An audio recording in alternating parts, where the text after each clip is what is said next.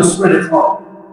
আজকের আলোচনা হলো দাওয়াত, আহ্বান করা।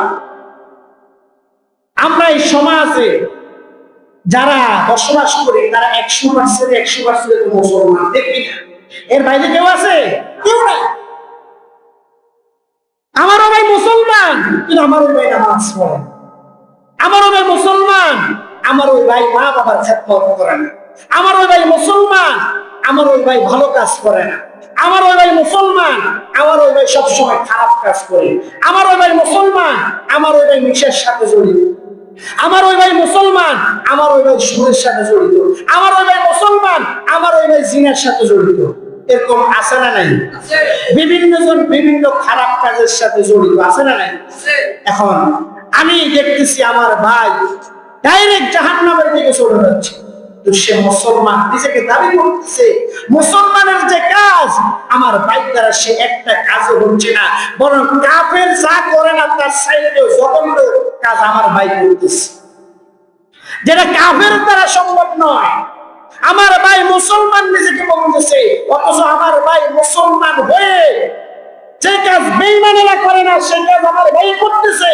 এখন আমার দায়িত্ব হলো আমার ভাইকে দাওয়াত দেওয়া। ভাই আল্লাহর রাস্তে তুমি এই কাজটা করিও না, তুমি জিনার কাছে যাইও না, তুমি সুদের কাছে যাইও না, তুমি ঘুষের কাছে যাইও না, তুমি সালিশ বাণিজ্য কইরো না, তুমি মা বাবার সাথে খারাপ ব্যবহার করিও না, তুমি তোমার স্ত্রীর গায়ে হাত তুলিও না, তুমি 5 ওয়াক্ত নামাজ পড়ো, তুমি ভালো কাজ করো, হালাল ভাবে চলো, হারাম থেকে দূরে থাকো।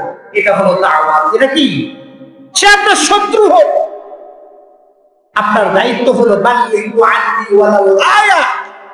আপনি কোরআন এবং হাদিস থেকে যেটাই শিখবেন, যেটাই জানবেন, সঙ্গে সঙ্গে আপনার অমুক ভাইকে সেটা জানিয়ে দেওয়া আপনার উপর ফরজ। আপনার উপর কি ফরজ?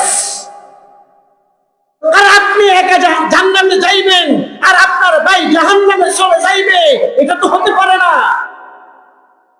আপনার ভাই জাহান্নামে চলে যাইব আর আপনি একা একা হাসতে হাসতে জান্নাতে চলে যাইবেন, ও ভাই এটা তো সহজ নয়। কাল কিয়ামতের দিন আপনার ভাই যখন জাহান্নামের দিকে চলে যাইব আর আপনি যখন জান্নাতের দিকে হাসতে হাসতে যাইতে থাকবেন, তখন আল্লাহ আপনাকেও থামিয়ে দিবে, আপনার ভাইকেও থামিয়ে দিবে। আল্লাহ বলবে, ও আমার বান্দারা, ও আমার নাফরমান বান্দা, তুইও থাম, ও আমার ইমানদার বান্দা, তুইও থাম। তুইও জান্নাতে পড়ে যাইস আর তুইও জাহান্নামে পড়ে যাইস। আগে আমার কথার উত্তর দিয়ে যা, তুই কেন জাহান্নামে যাইতেছিস আর তুই কেন জান্নাতে যাইতেছিস? তুই তো এর ভাই, তোর ভাই হয়ে তোর ভাই যাচ্ছে জাহান্নামে, হতে পারে না। তুই বিচারিতা আগে বলে যা, তোর ভাই কেন জাহান্নামে যাইতেছে, এটার উত্তর আগে তুই দে, পরে তুই জান্নাতে যা। তখন আল্লাহর দরবারে আপনার মতো হাজী সাহেব, আপনার মতো গাজী সাহেব, আপনার মতো 5 ওয়াক্ত নামাজের মুসল্লি, আপনার মতো রোজাদার, আপনার মতো দান খয়রাত করা ব্যক্তি কি জবাব দিবেন বলেন? কিছু বলতে পারবেন? আল্লাহর সামনে বলতে পারবেন? কেন আপনি তো আপনার ভাইকে কখনো খারাপ পথ থেকে ফিরিয়ে আনেন নাই, আপনি তো কখনো আপনার ভাইকে ভালো উপদেশ দেন নাই, আপনি তো আপনার ভাইকে নামাজের জন্য আহ্বান করেন নাই, আপনি তো আপনার ভাইকে ঘুষ থেকে নিষেধ করেন নাই, আপনি তো আপনার ভাইকে সুদ থেকে নিষেধ করেন নাই, আপনি তো আপনার ভাইকে জিনা থেকে নিষেধ করেন নাই, আপনি তো আপনার ভাইকে খারাপ পথ থেকে ফিরানোর জন্য চেষ্টা করেন নাই, আপনি নিজেই ভালো কাজ করেছেন, নিজেই ভালোভাবে চলেছেন, নিজেই এখন জান্নাতে যাইতেছেন। কি আনন্দ! আল্লাহ বলবেন, না, আগে তুই জাহান্নামে যা, পরে তোর ভাই জাহান্নামে যায়। নাউজুবিল্লাহ বলেন। তাহলে দাওয়াত দেওয়ার লাগবে কি লাগবে না? বাবা হয়ে ছেলেকে দাওয়াত দিতে হবে, ছেলে হয়ে বাবাকে দাওয়াত দিতে হবে, মা হয়ে মেয়েকে দাওয়াত দিতে হবে, মেয়ে হয়ে মাকে দাওয়াত দিতে হবে, চাচা হয়ে ভাতিজাকে দাওয়াত দিতে হবে, ভাতিজা হয়ে চাচাকে দাওয়াত দিতে হবে। সবার উপর দাওয়াত দেওয়া ফরজ। নামাজ পড়া যেমন ফরজ, দাওয়াতি কাজ করাও তেমন ফরজ। দাওয়াত যদি আল্লাহর রাসূল না দিতেন তাহলে কি মক্কায় আবু বকর, ওমর, ওসমান, আলী ওনারা কি তৈরি হতেন? ওনারা কি ঈমান আনতেন? কি কারণে ঈমান এনেছেন? দাওয়াত দেওয়ার কারণে। আর দাওয়াতটা দিতে হবে কোরআন দিয়ে। কি দিয়ে? কোরআন দিয়ে দাওয়াত দিতে দিতে হবে। আপনি আপনার মন গড়া মতো দাওয়াত দিলে হবে না, আপনাকে দাওয়াত দিতে হবে কোরআন দিয়ে। আর আল্লাহ রাসূল নবুয়ত পেয়েছেন 40 বছর বয়সে। কত বছর বয়সে? কথা বলেন না কেন? কত বছর বয়সে? 40 বছর দাওয়াত দিয়েছেন। কত বছর দাওয়াত দিয়েছেন?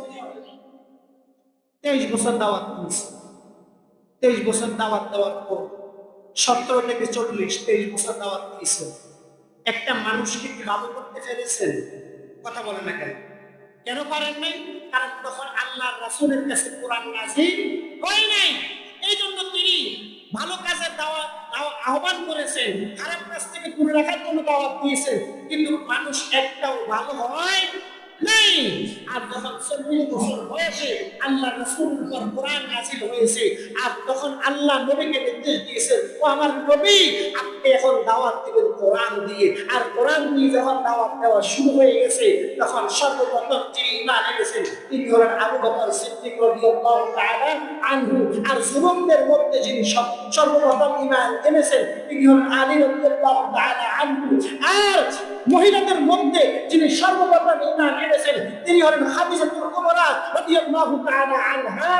এরা ঈমানের ছায়া করে চলে এসেছেন কিসের বরকতে? কোরআনের বরকতে। কারণ কোরআন হলো হুদাল লিন-নাস, এটা মানুষকে হেদায়েতের পথ দেখাবে। আপনি যদি কোরআনের বাইরে যখন মানুষকে দাওয়াত দিবেন, বিশ্বাস করেন একটা মানুষও হেদায়েত হবে না। কোরআন দিয়ে যখন আপনি দাওয়াত দিবেন, মানুষের অন্তরে যিনি হেদায়েতের নূর দিয়ে দিবেন তিনি কে? আল্লাহ।